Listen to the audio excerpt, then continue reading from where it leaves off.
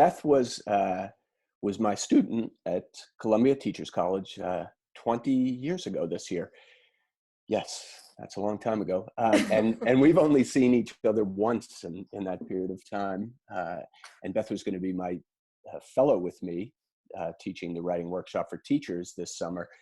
And then it got canceled, which was very sad. But it's really wonderful to see you and to have a chance to read your work again and connect. Yeah, this COVID experience is a funny way of bringing people together despite all of the distancing. So I had the privilege of being in Eric's class.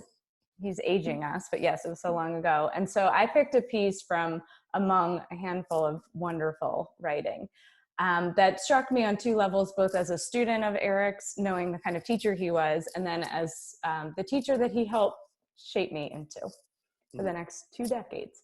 So this one is called Nouns in Captivity.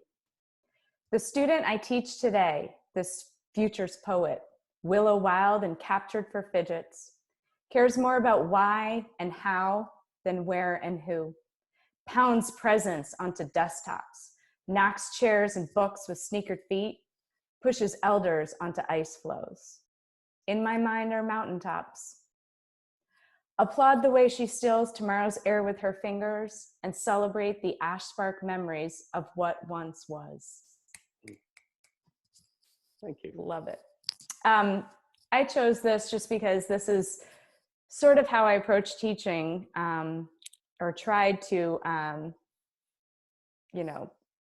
learning everything I did at a foundational level from Teachers College, and then trying to apply it and trying to perfect it over many years.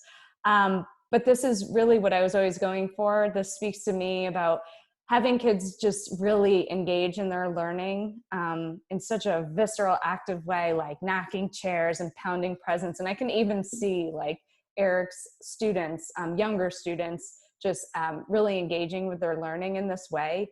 And thinking about the why and how, and not so much on this passive notion of where and who, which makes me think of memorizing things and just sort of regurgitating whatever's thrust upon them. So it really became a mission of mine to have kids own their learning and be active participants. And it's like what I do now in my job as a consultant, which sounds really dry and boring, but it is all about helping teachers create more personalized experience for their students. So I wanted to know, Eric, if this was if you had one student in mind while writing this, or if this was sort of like a generation of students, so to speak. I had a student in my mind, and it's a generation of students, absolutely. But yeah, the student that was in my mind was actually male, not female. And he was a young man that I taught at Rikers Island, an incarcerated young man years ago who was brilliant, absolutely brilliant, and just would enter the room smashing chairs and knocking things over. And he was pushing so much against the very rigid education system that he had grown up in. And this was meant to kind of, liberate some. And there's some violence in it, pushing elders onto ice floes. But sometimes I think, that's what we kind of need to do with this system that we take for granted. This education system is push it onto an ice floe, get rid of it, and start again. So thank you for reading that. It was really nice to hear. Thank you for sharing that. So Beth sent me a number of pieces. It's the first opportunity I've had to read her writing since I was her professor 20 years ago. And I picked, of the things she sent me, I picked a very timely piece, and it's a villanelle, and it's called Rebranding. So I'm going to do my best to, it's a tough one to read, I'll say that. Rebranding, a COVID villanelle. Counting our virtually interminable days, courting our volatile inner demons, curiously, our vexation instead decays. Conspicuously, operating valiantly, instincts downplayed, candidly, only venturing into deep ends, counting our virtually interminable days. Cages of vast, indefinite delays, challenging obsolete visions, incredible deletions. Curiously, our vexation instead decays. Creativity overpowers, violence it defrays. Cognition, opportunity ventures, indefatigable dreaming, counting our virtually interminable days, compiling our voices, inspiring displays. Communally, our virtue increasingly deepens. Curiously, our vexation instead decays. Claiming our victories in domains, confinement oddly voids insignificant disagreements. Counting our virtually interminable days, curiously, our vexation instead decays. You Really made nice. Um, that was tough to read, I'm going to admit it. Tough to write.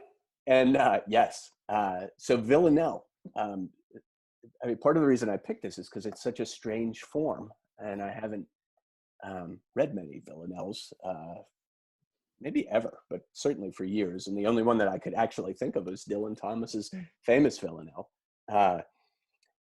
What I remember is it's a series of tercets. There's a kind of one and the third are repeated. Was that it? And ABA until the quatrain at the end, ABAA. Right. Okay. Because you pull the first and third lines together. Yes. So we've already got this massive constraint, which is really interesting. And there's an interesting history to this form, that it didn't start as this constrained form. It started as, I think, a kind of celebratory song, I believe, in Italian culture, maybe, I can't remember, 17th century. When we were in TC together. In graduate school, right, exactly. Yeah. Around the same time.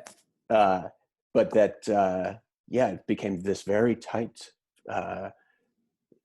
constrained form in the 19th century. So I love that you picked this, because it's already this very interesting way to hold within constraints.